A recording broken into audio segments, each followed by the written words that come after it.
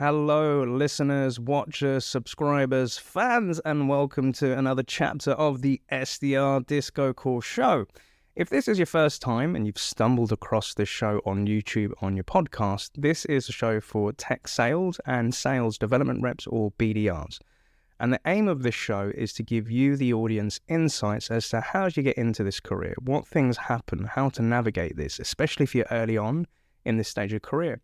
My name is Bhuiyan, and I'm the host, and my job is to meet beautiful and great guests out there and introduce you to them and guide them on this journey.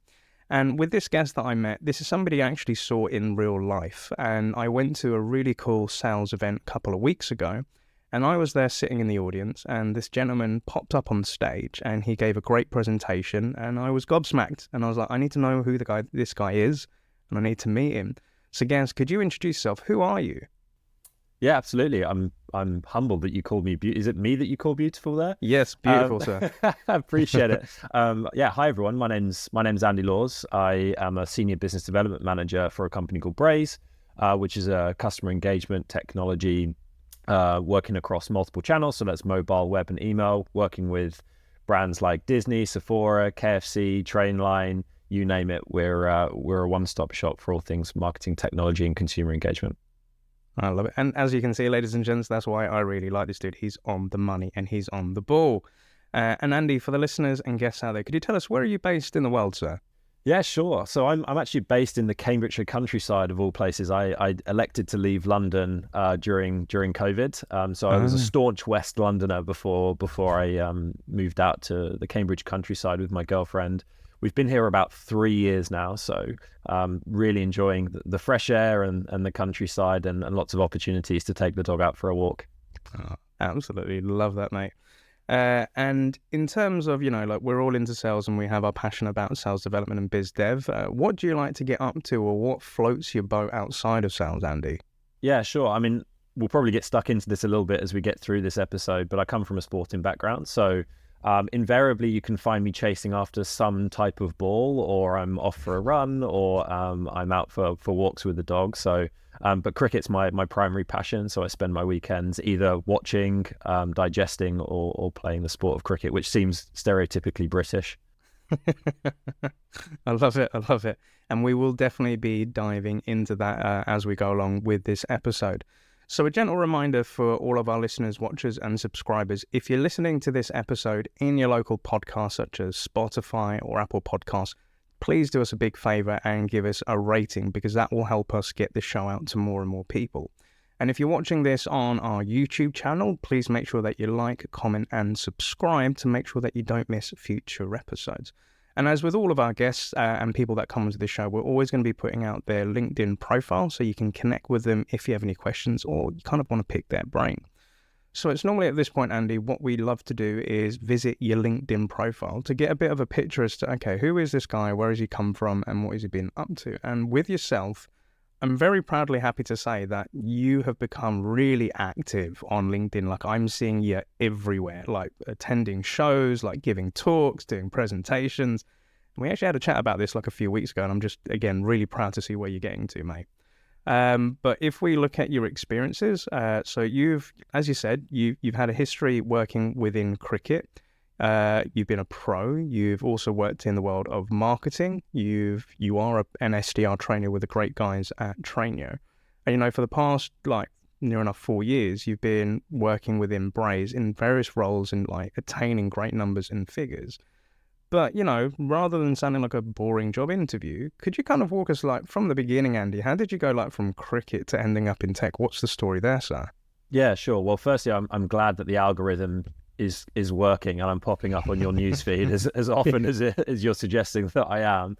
I'm clearly doing something right with the content that I'm sharing. But yeah, it's been a really interesting career path. And, how is it that you go from, as I said, chasing after a ball in a field to operating in the software sales development space? It's been a journey of about 10 years and certainly not a journey that's been easy at times. The talk that I gave at Sales Confidence started out with me giving a bit of a view as to, me having a dream as an 8-9-year-old boy of being a professional cricketer. Why that was the case, I have no idea. Why I didn't want to be a professional rugby player or football player or Formula One driver earning significantly more money, or, you know, why I didn't want to, you know, go to space and be an astronaut, I don't know. But cricket was the thing that I decided to choose. And, you know, fast forward about 10 years, at 17, I signed a contract with Middlesex County Cricket Club, like just an amazing experience. One of the 2 clubs in London. And that dream lasted for about 3 or 4 years. Candidly, I wasn't quite good enough. I don't think I ever necessarily fulfilled my full potential that I'd shown as a youth player. And then I struggled with injuries too. So I had a couple of stress fractures of the back. I had a shoulder reconstruction, all in the space of about 4 years.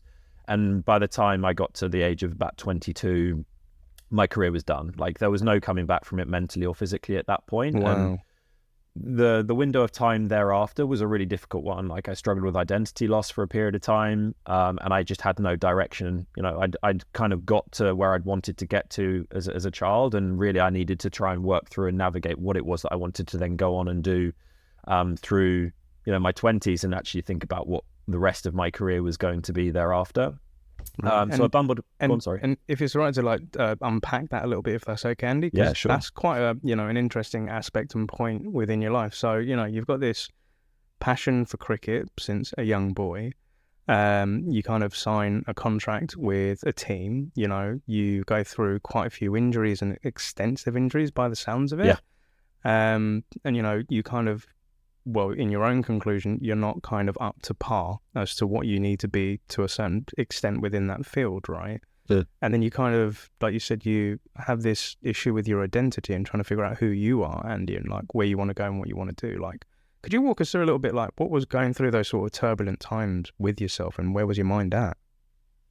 Yeah, sure. I think the thing around identity loss is really common with athletes that fall out of whatever professional sport it is, whether they've had a 10-15 year career and they haven't necessarily like prepped accordingly for when their career is going to end, or whether it's someone in my situation where the career is cut short for whatever reason. You go from being known as a certain individual, you're on the radio, you might be on the TV, you've got people asking for your autograph, you know, your friends and family, you know, speaking about how the fact that you play professional sport, and all of a sudden, like literally overnight, that's taken away from you.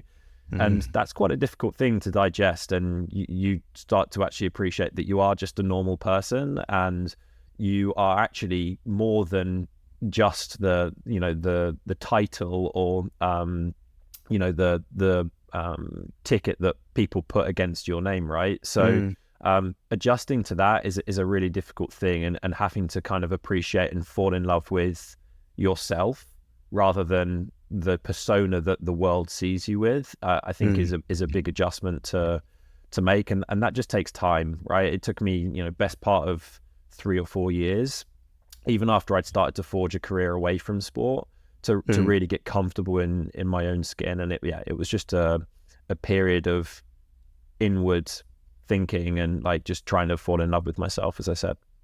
Yeah. And it's really interesting you say that. So with this identity of self, and, you know, an element, it sounds like it's a cost of fame. You know, you're this person, you're this personality, you're known for this. And then when you're not able to do that, you get disassociated. You're trying to figure out, okay, well, what am I outside of that? And a really, it's a philosophical question here. And it's one of the most hardest questions to answer in life, which is, who am I? Because normally when we say, who am I? We normally say, we're this person with this job title. And then we're like, but that's a job. And they said, okay, so who are you? I said, well, my name is Neil. Yeah, okay, but that's your name. But who are you? Yeah. I said, well, I'm a father, or I'm a podcast host, I'm a sales rep. Well, no, those are things that you do. And it's ultimately trying to figure out who is that person and that personality, and accepting it. And it's something I'm currently going through right now. Like, I have therapy, and I've been kind of asking my therapist, like, who the hell am I? Because there are certain personality traits that I have, and there are different sides to us. And we're trying to integrate those parts of our life to then find the identity. And I'm really curious to know, for somebody who's going through that kind of life right now, what kind of support or what, you know, help did you have putting that all together, Andy? Yeah, it's a really good question, and I certainly have not nailed this down. Like, when people ask that same question of me, like I give very similar answers to yourself, right? Which is, I give my job title, and I give the fact that I'm now doing public speaking, and I give the fact that I used to be a cricketer still, right? So there's still a bit of me that holds on to that like previous career.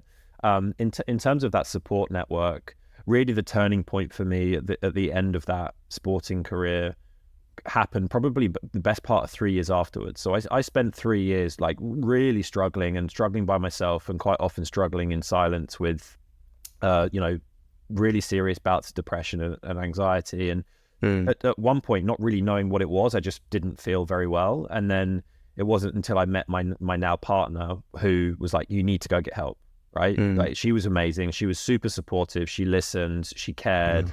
And that was a real step change for me. And then I went and got the help that I needed. So I started therapy.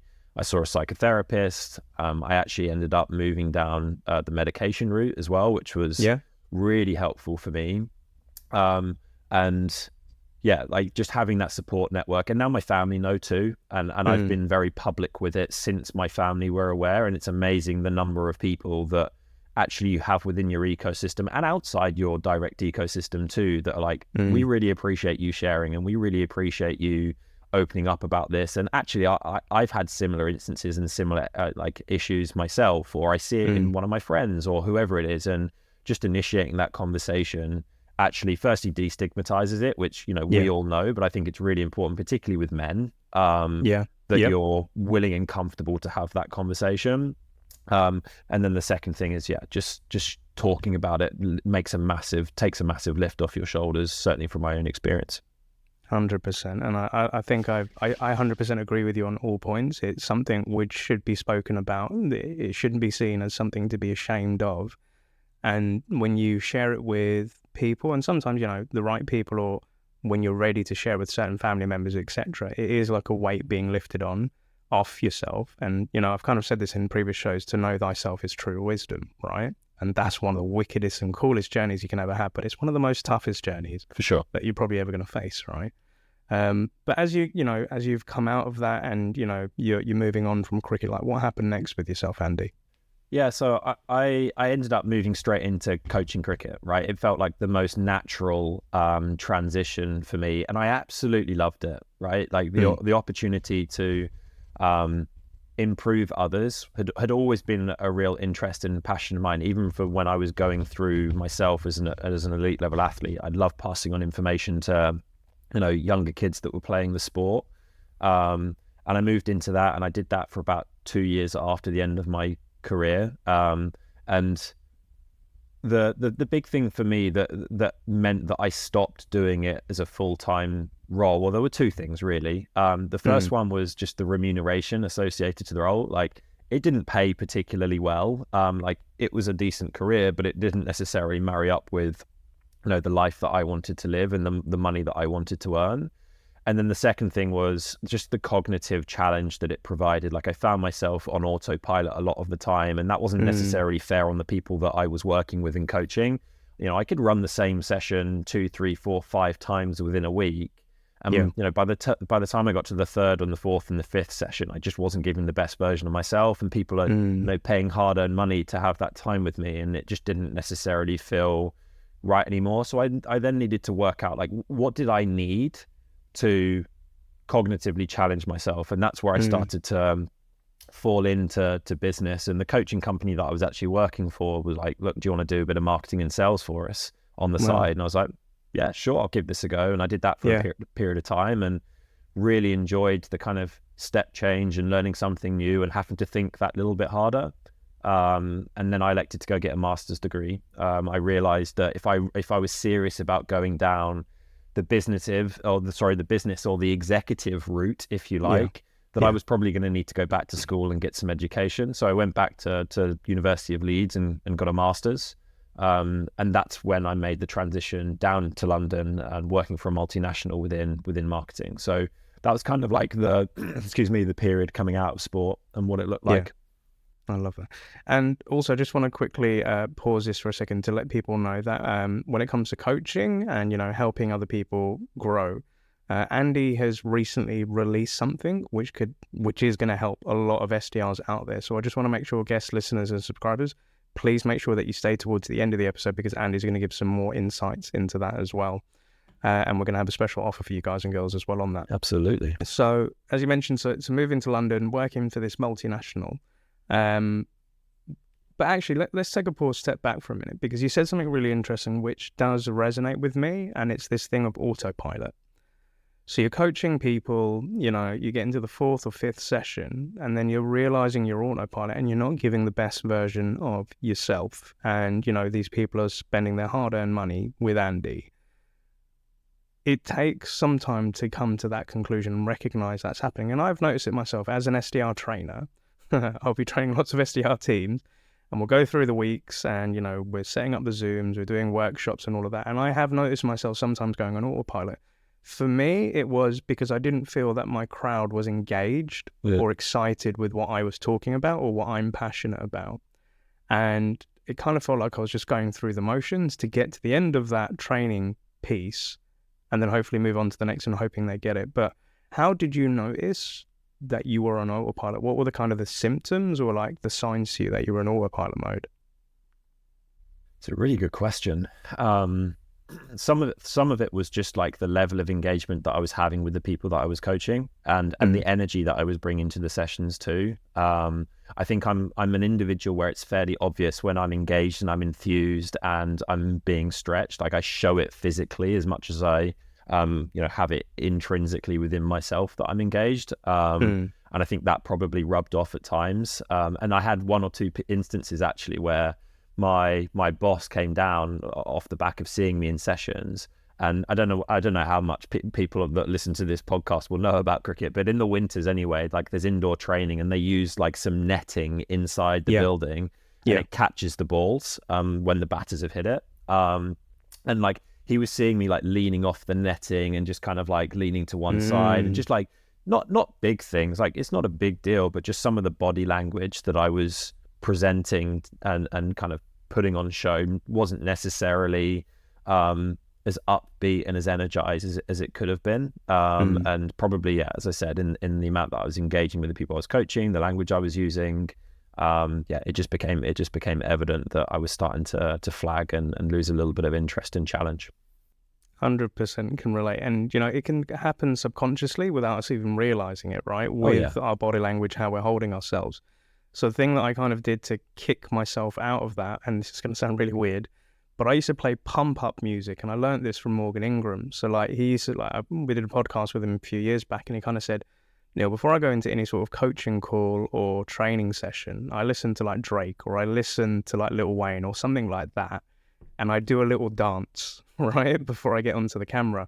And what I started doing was I was doing that by playing some UK garage, but when the session started, I stopped being corporate Neil, and I was playing the music at the beginning, and the SDRs would see Neil dancing around the room, and they'd actually start clapping with me, and it would be the energy that you bring, and that's kind of how I reignited my passion with it. But yeah, it is, again, it's how you're holding yourself, right, Andy? But talking about holding yourself, like holding yourself into this multinational, coming into London, coming into a new way of working in an area, what happened next?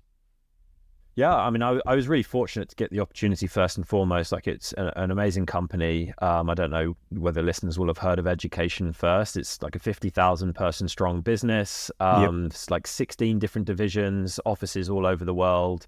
Most people will probably recognize, the kids traveling with the EF backpacks, and they've also got a cycling team as well. But there's a whole load of other divisions that work within that business. And the entry point for me in that organization was actually to be part of an acquisition team on the executive education arm of the business. And it was an amazing experience, difficult one, but an amazing experience where I was part of a team that basically went in and rebuilt the infrastructure of like the marketing engine and the marketing operations of that business, and then obviously trying to better support the sales function too. And it was a really good grounding. I got stuck into lots of different projects across all areas of marketing, which was perfect for me as I kind of tried to find my feet, and also exposed me to some difficult conversations and some hardships in a business that was not doing particularly well at the time, and had been acquired, and the EF organization were going to try and get it back on its feet and grow. So the adversity piece within the organization probably accelerated some of my learning and development during that time, and I did that for about 12 months before moving over to a different division to become a project manager, and worked out very quickly that I wasn't very good at it. And for one reason or another, like I just found it really difficult to harness the core requirements of what that role was really demanding of me. I struggled with the level of organization required, the amount of structure. You know, I was working basically like smack bang in the middle of about a 30 to 40 person marketing team, and having touch points with all of those people. It was really demanding and quite difficult. And, you know, layer over the top of that some fairly severe imposter syndrome, with me entering the corporate world as a former athlete. Like it was a really challenging time, but I certainly learned a heap about, you know, what it was that I might want to do. Like if you think about the phases of my career, I had the athletic career, I then moved into kind of like this corporate marketing career, and again felt like it probably wasn't quite right for me. So I was still on the search at that point as to, you know, what direction did I want to go in. But it was still a really valuable period in my life to be like, right, okay, I've done this, I've learned some valuable skills along the way, but it's still not quite what I'm looking for. Yeah. And you're right, with adversity and going through difficult times, that's kind of where you figure out what works, what doesn't work, what you like, what you don't like. And by the sounds of it, it's quite overwhelming because, you know, coming from a completely different background, being thrown into this world of corporate marketing, having 30 people around you with all these touch points, it must have been a hell of a overwhelming experience for yourself. And then coming to that realization of, I don't know if this is for me. What were the kind of conversations, and as you mentioned and touched upon, like imposter syndrome, what were the conversations that you were having with yourself, Andy? What did they sound like? Yeah, really good question. I think that the overriding question was like, what the hell am I going to do? Right? Like this isn't sustainable in what I was doing. Like I was finding it really difficult. The people around me knew I was finding it difficult as well. And I needed to find a direction and a course of action as to, you know, a way of putting another foot in front of the other one. Going back to my partner, she was an amazing support through that period of time as well. And then I think leveraging mentors as well was a really important thing in that process too. And I was really fortunate that I'd established, you know, 2 or 3 really good relationships with people across that organization, like across divisions within EF as well, who had an understanding for who I was and, you know, the journey that I'd been on to that point, and then also, you know, where my potential skills existed. And it was funny, like all of them, whether it be my partner or those mentors, they were like, you need to go and work in sales.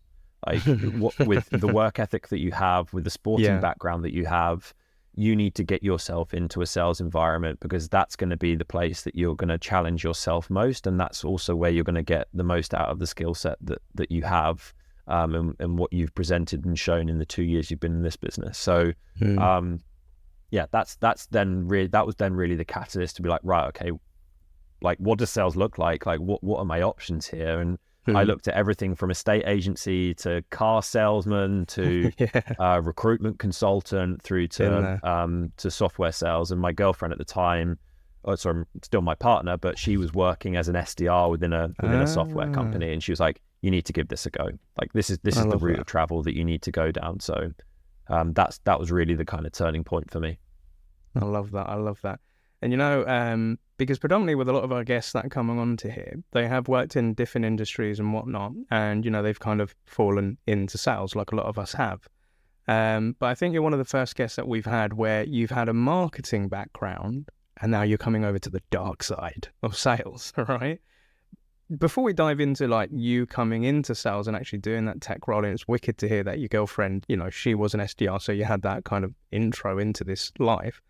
But what were your connotations of sales, being a marketeer, before you jumped in? What was your thoughts, and, you know, what did salespeople look like to you? Yeah, I mean, I always naturally had quite good relationships with the sales team, and that was probably indicative that I should have been a sales guy, like from the get-go. But there was, I think, particularly with the acquisition team that I went into, like there was always a little bit of tension there anyway. I wasn't even on the same site as the sales team, so I was sat in the Ivory Tower in Chelsea whilst the sales team was out actually at the primary offices out in the countryside near Berkhamsted. And so there was this natural geographic distance between the marketing team and the sales team. And then there was an age gap too. So the marketing team was quite youthful, and the sales team were all in their, certainly early 30s and into their 40s. So there was a bit of a gap there too, and some tension.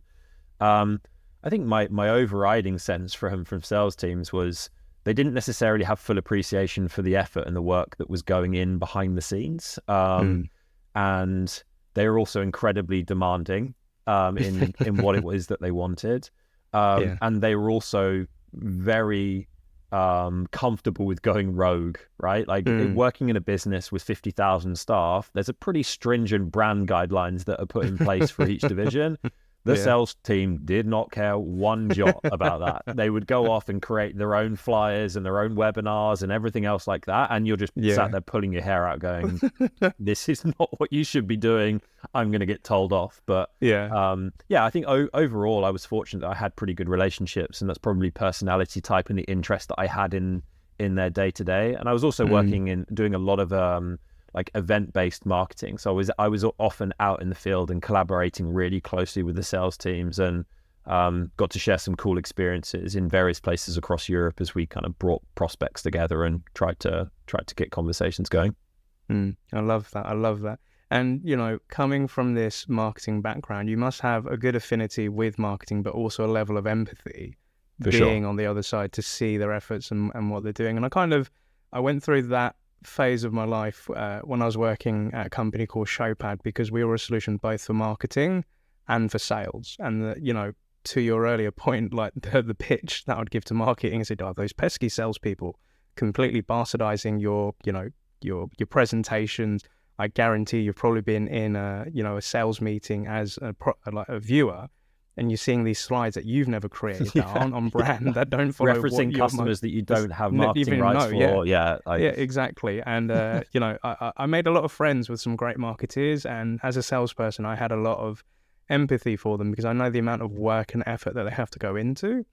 And and the reality of what I learned from that was sales and marketing are maybe two different departments, but they have the same goal, which is to generate revenue. So it is in their best interest to work together. But there has sometimes at points been this them and us mentality. But for yourself, it's great to hear that you've had that experience before coming over to the other side. And with the other side, like, look, when I came across your LinkedIn profile, I'm seeing like you've been a strategic business development, you've been a team lead, you've been a business development manager, you're now a senior biz dev manager. You've been there for about just under 4 years. What was that life like coming now into sales? And could you walk us through that journey of how did you get to where you are now, Andy? Yeah, sure. I mean, it's been pretty wild if you think that I started just before COVID. So I did about 6 months before the global pandemic hit. And I feel really fortunate that actually I got that 6 months in an office prior to everyone working from home, because I was really able to learn via osmosis by being in the office. If you think about, for most SDRs, the first 3 to 6 months is about survival mode, right? It's like, am I cut out for this? How do I become a decent SDR? And then also, what the hell is this product or service that I'm trying to sell? Like, it's quite, a multifaceted learning curve that you need to have consideration for. And I was sat in the office next to our solution consultant team and our CRO at the time. And I just, I would obviously be working my socks off, but in the background, hearing these two different groups of people, one from like a technical side and then one from like a sales leadership side, talking to prospects was just invaluable for me, and really fast forwarded some of my learning and development. And going through that experience and then combining some of the experience that I had as a marketer previously working for a marketing technology, I think really acted as a solid foundation for me to have a pretty successful career as an individual contributor as a sales development rep. And I was one of 2 BDRs. We promoted three of the team into AE roles, and then there was just 2 of us left, with a manager that was working out the West Coast in Santa Monica. And there was a lot of just trial by error, a lot of learning by doing. Sam McGill, I'll give him a quick shout out.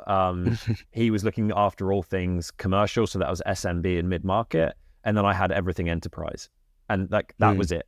We just had these massive territories. We were both working with 3, 4, 5 account executives at a time, And it just felt like the Wild West, and it was really fun, but at the same time, trying to focus in on the direction that you needed to go in and where to like invest the calorie burn was really tricky. So they were it was a bit of a double-edged sword in that sense. And as the company matured, that then presented opportunities for me to also mature within my tenure and experience in the organization. We started to scale the SDR team. Manager was still on the west coast of the US, and I just naturally moved into a bit more of a kind of figurehead and an informal leader for the team in EMEA, and helped with onboarding, helped with the just sort of general performance and happiness and culture of the team. And that then became a much more formalized in probably my second and third year within the self-development team, and got promoted to team lead and then to manager off the back of that. And I've not really looked back from a leadership standpoint since. Just really enjoyed the journey up until now. I love that. And there's two elements that I would love to, kind of pick your brain on this as you've gone through those experiences and, ending up in leadership as well. So I'm coaching a lot of SDRs, like week to week, month to month. And, a lot of them have their hearts set on promotions or, progressing within their career. Some people want to go into an AE world. Some people want to go into a leadership world. But sometimes there is this theme of my manager hasn't given me the opportunity yet. Or, there's a freeze on hiring and progression and stuff like that. I'm waiting for them to come to me with this job offer, or, they should be paying me my worth. And there's a part of me that can give them empathy because I used to think the same way, like in my early days, right? And I also came to the conclusion is that there are certain things that I can be doing before I have that discussion. I can, put my hat in the ring to being that informal team lead. I can help with the onboarding. I can listen to different calls. I can go to my manager and say, dude, no, you're freaking busy right now. Is there anything I can take off your plate to help you out with, right? And be a real team player. So my question to you, as somebody who's in leadership, and you're probably seeing a lot of people and promoting people, etc., like that, what advice would you give to that person who's dead set on career progression, but perhaps they're a little bit impatient and they're expecting things to be given to them? What advice would you give to that person, Andy? Yeah, and I was definitely that person, by the way. Like I would be concerned if the SDRs in my organization weren't career hungry. And my general experience is that's one of the primary motivators for people getting into our world is they know that actually in terms of promotion and career acceleration and earnings, like it's pretty fast by all accounts. So it's relatively normal. The advice that I would give is be patient, like try and exercise some patience. You've got significantly longer than you think you do. And that's a really easy piece of advice to give when you're not necessarily, the one pushing for the promotion at the time. But in hindsight, I wish I hadn't put myself under quite so much personal strain when it came to trying to get that promotion and actually just realized that I had significantly longer than I thought I did to make that next step. Then have consideration for the fact, like, are you actually ready? And we made a shift within our organization around promoting people on great performance and then coaching them to where they needed to get to in the new job versus actually getting them to 95% readiness and then promoting them. And that really helped with them then going on and being able to hit the ground running and be successful in the next role.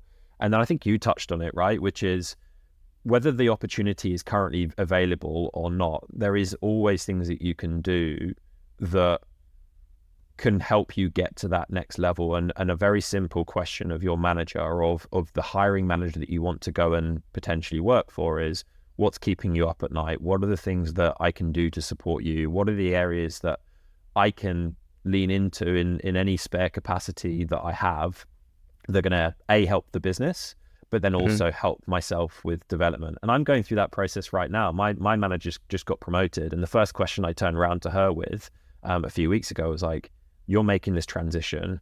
What can I take off your plate?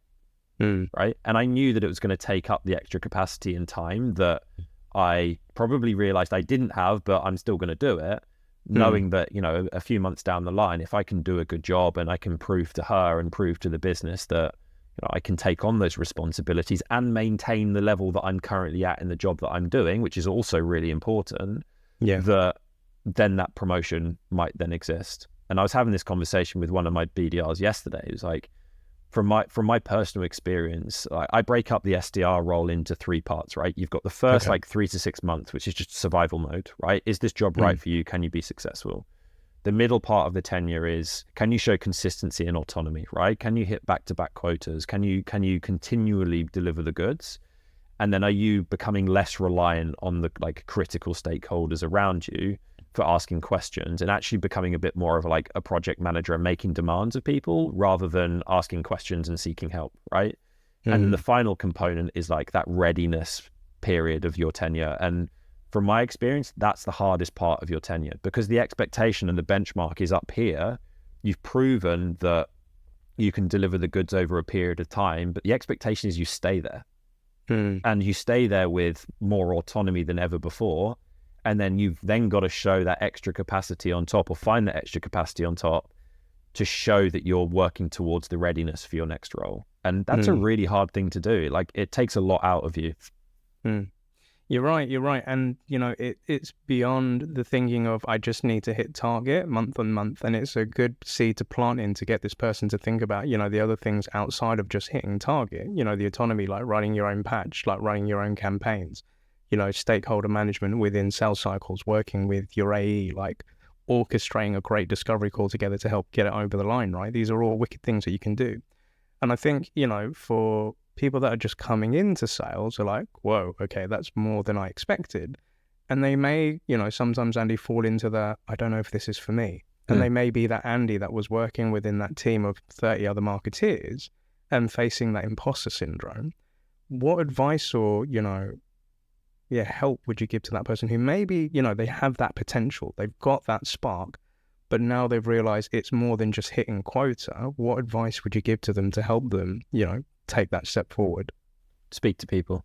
Like, have conversations within your organization and outside of your organization with people of interest. And they can be of interest for different reasons. They might just be a really interesting person. They might have an interesting background. They might have the job title that in 2, 3, 4 years time, you know, you project forwards and you think, oh, that might be something that I might want to do, and go and have that conversation. And that's something I did too, right? Like, even though I'd naturally gone down this leadership path, and even though I was, you know, exploring all of these different options, having those conversations to be like, you know, is this the right route of travel for me? What does this job really look like? Because no job is perfect, right? Like, even as an athlete, me getting up at 5 a.m. in the morning to go swimming or go make myself vomit on a treadmill, like, that's not fun. Like, that's not a highlight of being a professional athlete, right? No one wants to do that.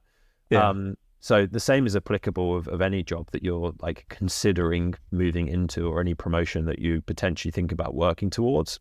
So getting a pretty frank and realistic view as to what that looks like. And I got some really good advice as well from my current manager, Del Patara, and we sat down, and we do this annually actually, and we explore, you know, what are the energy givers and what are the energy drainers for me as a person, first and foremost, like, and how have they changed over the 12 months that have come before. And then we apply the career lens to that, right? So what are the energy givers and what are the energy takers from a career standpoint? And again, has there been any changes? And then you have consideration for like, what are the potential routes of travel in your career, and what are the potential open opportunities that exist within our organization, or what opportunity could you create yourself that lean much more into the energy givers rather than the energy drainers, if that makes sense. And that's been a really powerful exercise to go through periodically with my manager and helps with the course of direction as to where you might want to go. I love that. That's some really solid advice there, Andy. And I think, you know, asking is the first thing. So go find out, stay curious, go figure out what does that look like, speak to as many people as you can. And I've noticed with ourselves, when we've been talking about content creation or, you know, speaking events, you came to me and you asked me a whole series of questions. I was really happy that you did that. And then also finding out what gives you those energies, what gives it, what takes it, what brings your passion, what drains the hell out of you. Because sometimes we may take on a job and just go through the motions and just feel completely drained, but we think, yeah, we're going to get somewhere, you know, like that waking up at 5 a.m. There's some things you do have to do, right? Even if you don't like it, it is part and parcel of the job. But then over time, it can lead you to somewhere else as well. So the second side of the question that I wanted to ask was, you know, around leadership. So as you mentioned with some of your team, they've gone off to become these AEs on the West Coast. They're, handling this side. You're working in the enterprise space. You're not going into leadership. What I said at the beginning before we started recording the show, I said, you really remind me of one of my first managers, a guy called Richard McVeigh that I worked with in Zora. And the thing with Richard was he was initially an analyst for our company, and then he became our SDR manager. And the guy was a machine with numbers and data. And he used to intimidate the hell out of me because I used to feel really, out of my depth that, okay, I knew what I needed to do as a salesperson. I could have those conversations. But when it came to metrics, pipelines and numbers, it didn't excite me. And I wasn't very good at maths at school, right? Numbers, and that's going to sound really crazy, like you work in sales, but you're not good at numbers. What the hell? And when I speak to a lot of VPs and CROs, they're talking about this. I'm like, yeah, this shit bores me, dude. Yeah. But you are somebody that has this knack with numbers, or you understand the importance of data. How did that importance come about, and what advice would you give to SDRs about when it comes to numbers and metrics and pipelines and stuff that they may not even have a freaking clue about, dude?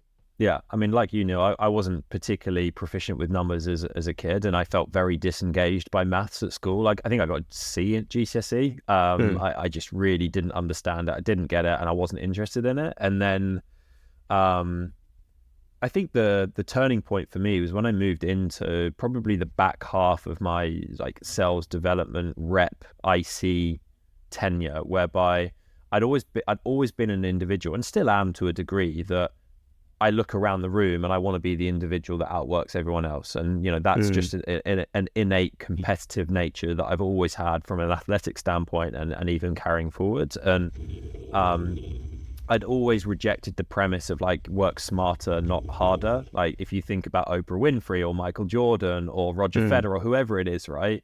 I can guarantee you that they work hard, and they work harder than pretty much anyone else. But there is also a degree of working smarter. And, the point that my former VP, Wendy Hankemeyer, was like, you work incredibly hard, but if you were to work with the same degree of energy and rigor, but in the right places, think about the place. Yeah, exactly. Think about the results then. Instead of burning calories in just random areas or areas that you shouldn't be burning calories in, what happens if you took all of that energy and put it into the right places? And that's when I was like, the light bulb moment came on. I was like, well, what are these right places? How do I find out the key indicators that are going to present themselves to me, that are going to give me the direction I needed?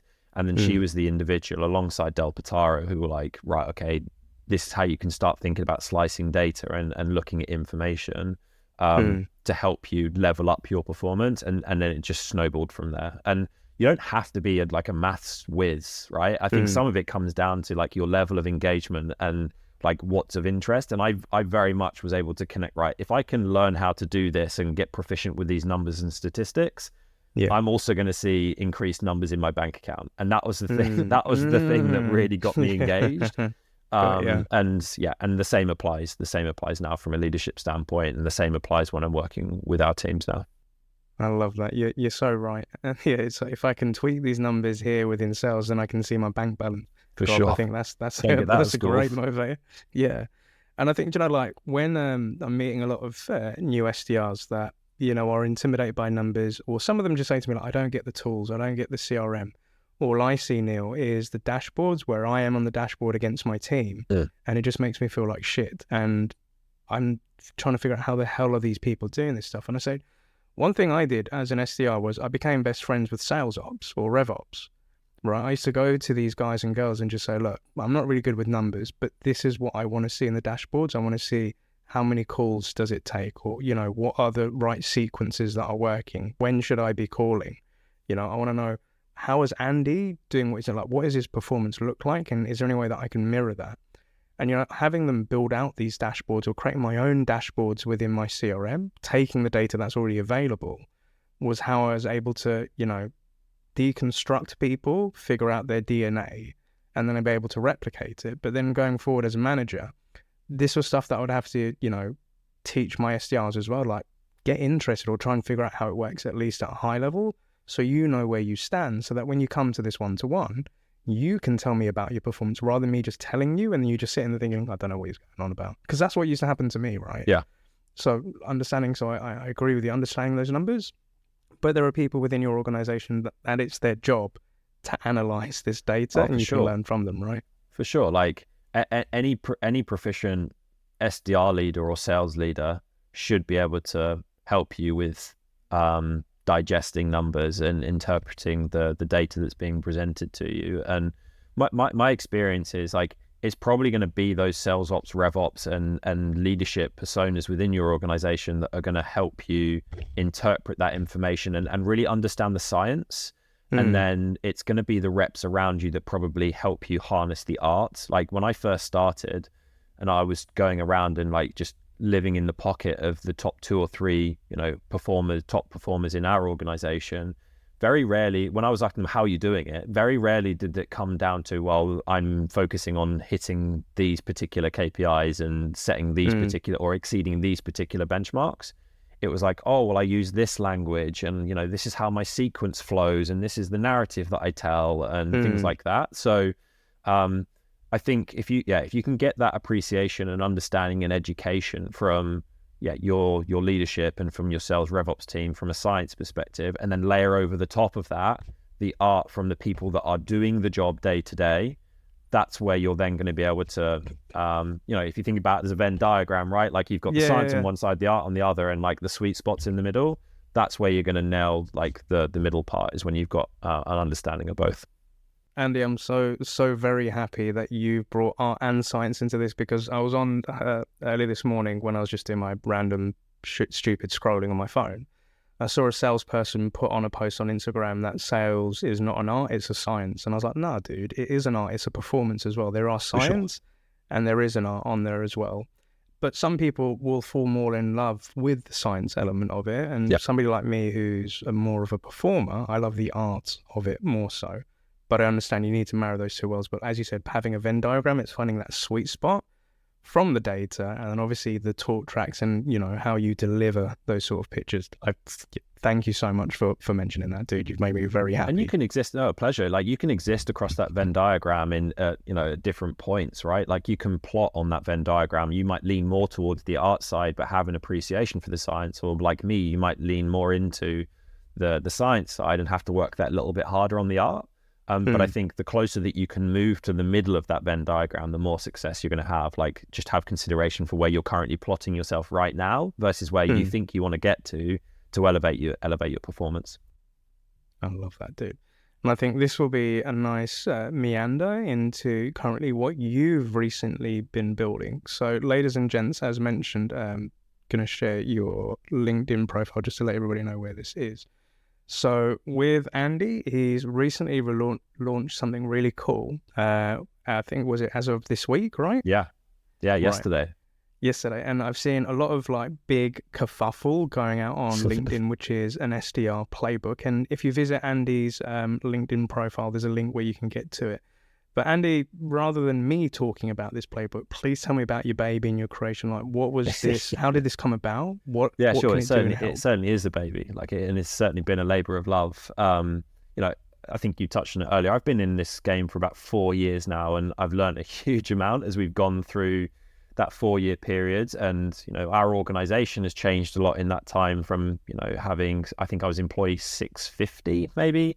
We're up close to 2,000 employees. We've gone through an IPO in that time. And like the amount of structure and change that's happened in our organization has also been significant. And I was trying to think of a way of like, right, okay, with all of this experience and knowledge that I've been able to take on board, and a degree of success along the way too, how is it that I can distill that down into some actionable resources that would equip people that were in my position when I started 4 years ago, right? How can I provide them with some infrastructure? How can I provide them with some content and some additional support and some frameworks that can accelerate their trajectory within their SDR role? Or like if you're an SDR leader and you're working in a really young organization and seeking some additional structures and ways of working that are tried and tested within an organization that's gone from being a startup to a scale up to a public business, like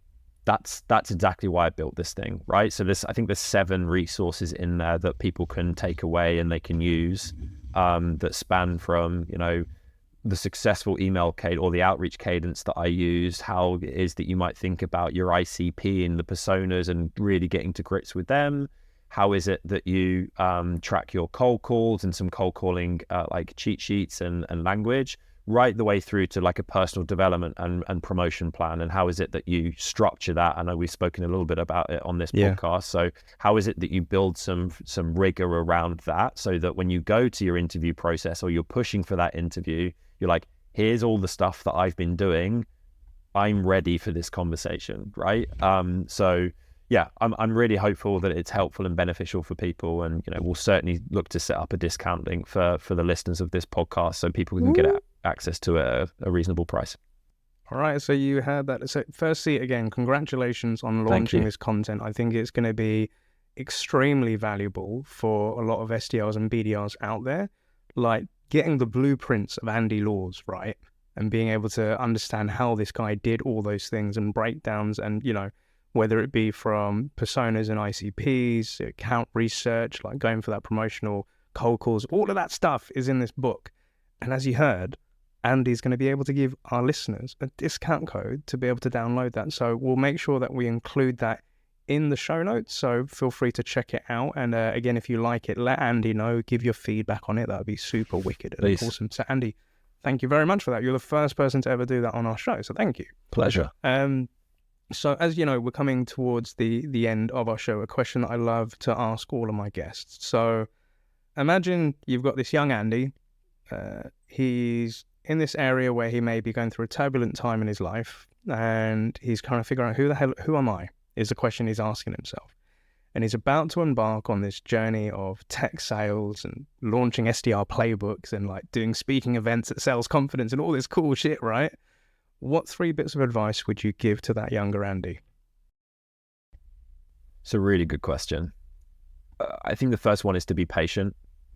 I can't emphasize that enough. And I think in a fast moving world where we've got access to picture perfect perceptions of life via social media and various other forms, I think it's very easy to fall into a trap of comparing ourselves to others and comparing ourselves to like the extremes of what success might look like. I don't think we actually ever really see like the average. And from my own experience, I'd had one career, and by the time I got to 23, 24, 25, a lot of my peers, a lot of my friends had already moved into, mid-level careers within corporate companies or whatever it might be. And I was having to start again. I didn't find SaaS sales and sales development until I was 27. Yeah, right. Same. And that's deemed largely an entry-level job. So I think trying to exercise that additional level of patience, and then kind of accompanying that and dovetailing that, really trying to focus inwardly on yourself. And how is it that you firstly look after yourself and care for your health? And health is certainly like multidimensional. Like it's not just a physical thing, like it's a mental thing, it's a spiritual thing, and it's a physical thing. How is it that you prioritize that? I still don't get that right. So like, how do you find that balance and make sure that that becomes a priority? And the health of your relationships too. So with your family and your partner as well. And I think the final thing I would say is just have fun. Like, I think it's really easy to lose sight of actually that, life itself should be enjoyable, right? And if you find yourself in an extended period of time where it isn't, I would be questioning what it is that you're doing. And, I had that experience on, through my cricket coaching and through those marketing experiences where life just wasn't that fun. And I needed to go and change something up to make something more enjoyable. So, it's not always going to be like roses and happy times. Like, you're going to have periods of challenge and adversity, and things aren't always going to be great. But yeah, if you find yourself going through a period where just you're not that happy and, things isn't fun over an extended period, then, think what you're doing and have a bit more fun, enjoy life a little bit more. Yeah, 100% agree. Life is short, so you got to enjoy what you're doing. You got to love what you're doing, and sometimes you have to go through hardship to understand what is it that you love. right? So I think those are some solid bits of advice, Andy. Thank you so much. And obviously, I think I already know somebody that you want to give a shout out, definitely to your girlfriend for being there still being there. But who else would you like to give a shout out on to the show today, Andy? Yeah, sure. I mean, yeah, thank you, Selena, for everything that you've done in supporting me through my journey. And yeah, I wouldn't be where I'm at without you. And massive shout out to Wendy Hankemeyer, to Del Patara as my like primary leadership that I've worked with and have been able to scale my own career. I wouldn't have been able to get to this point without them. And then, you know, there's one or two others as well in our organization. So Gareth Ballard and Abby Tucker too are two people that I've lent on as mentors and have always offered honest and authentic and, you know, at times counterintuitive advice. So thank you to those individuals too, and then shout out to the Braze BDR team as well. Incredible group of talented young people that I'm really thankful to be working with on a day-to-day basis and makes my life fun, most importantly. So shout out to them. Love it. Spoken like a true gent and scholar, Andy. Thank you very much. And a massive thank you to all of our listeners, watchers and subscribers for joining us on Andy's chapter on the show today. And as a gentle reminder, please make sure that you give us a rating and subscribe in your local podcast platform. And on YouTube, please make sure that you like, comment and subscribe. And as mentioned, all of our guests' LinkedIn profiles will be in the show notes. If you want to connect with Andy, pick his brain, ask him a few questions, or, you know, give some feedback from what you've heard on today's show. And equally, if you want to get hands on the SDR playbook with a discount code, those will also be available in the show notes as well. But Andy Laws, it's been an absolute pleasure and privilege to have you on the show today. I've got high hopes for you, and I know that you're going to be blowing things out of the water with, you know, your content, your speaking engagements. This guy is going somewhere, and that's why I needed to get him on the show today. But Andy Laws, thank you so much. Wishing you an awesome weekend and happy selling, sir. Thank you, legend. Appreciate having me on.